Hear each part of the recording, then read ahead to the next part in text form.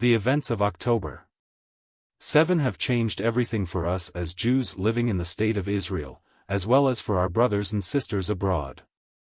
How exactly things have changed will only be realized with the benefit of hindsight.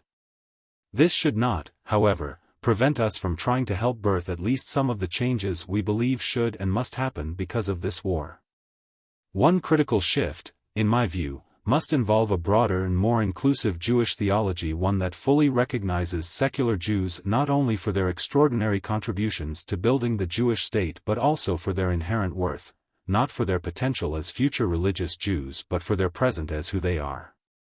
In exile over the last 2 millennia, we needed to define ourselves by our adherence to halacha, or Jewish law.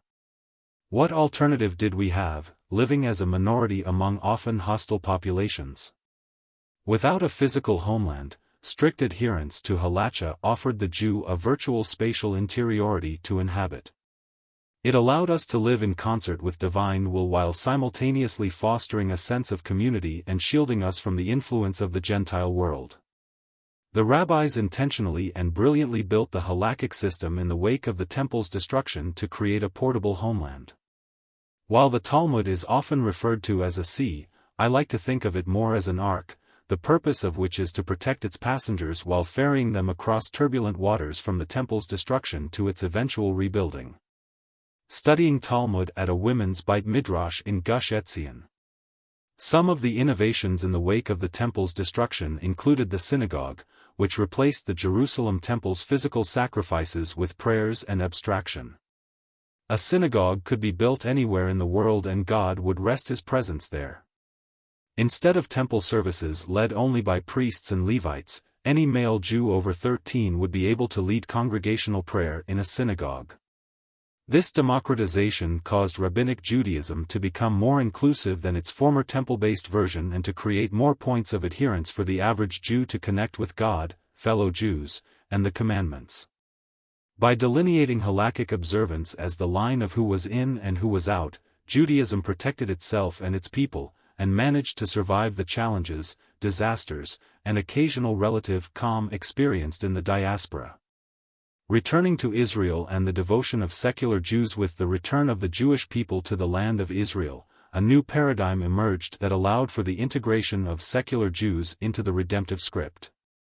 The unwavering devotion and sacrifice of secular Jews in building up the land of Israel and its eventual state and institutions, and their remarkable success in so doing, have compelled Judaism to grapple with the existence of Jews committed to both their Jewish identity and their fellow Jews, yet lacking in halakhic observance.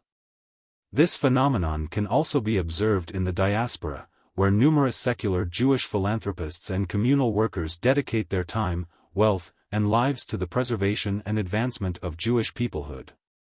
The very notion of a good Jew who does not keep kosher or observe the Sabbath offered a challenge to the rabbis and is still too new to be fully integrated into the Jewish religious Weltanschauung, which is famously slow in adapting to new ideas.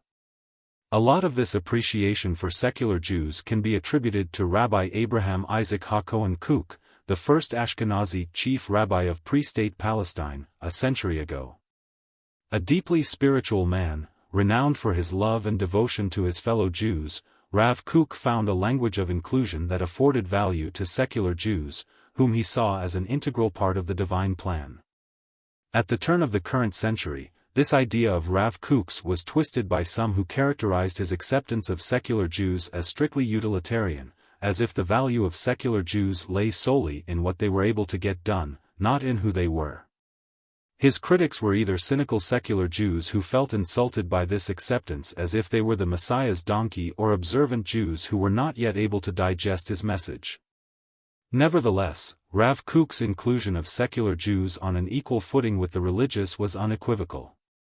It is a lesson we must learn from him.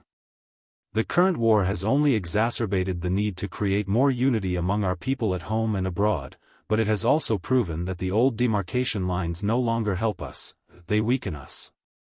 The dedication shown by all strata of Israeli society must allow us to create more room in our minds and in our faith that can see secular and religious Jews as equal partners in the Jewish future. When I pray thrice daily for the righteous among our people, the mental image I once had of an old pious Jew wearing a talith has been replaced by that of a young Jew standing on the border of Lebanon wearing an IDF uniform. Is there anyone more righteous than that? And this, that the rabbis of old will be replaced by the figure of the new Jew, is precisely what the Haredi public fears most about enlisting in the military. Truth be told, they should be worried because that is exactly the direction that Jewish fate is pushing us toward. For those of us who believe fully in the divine word, for those of us who believe less, and most importantly for those of us who do not believe at all, we are still one people with one shared destiny. We need to see and recognize the very best in each other and appreciate the different gifts each of us has to offer the other without trying to make the other more like us. The writer has a doctorate in Jewish philosophy and teaches in post-high school yeshivo and midrashot in Jerusalem.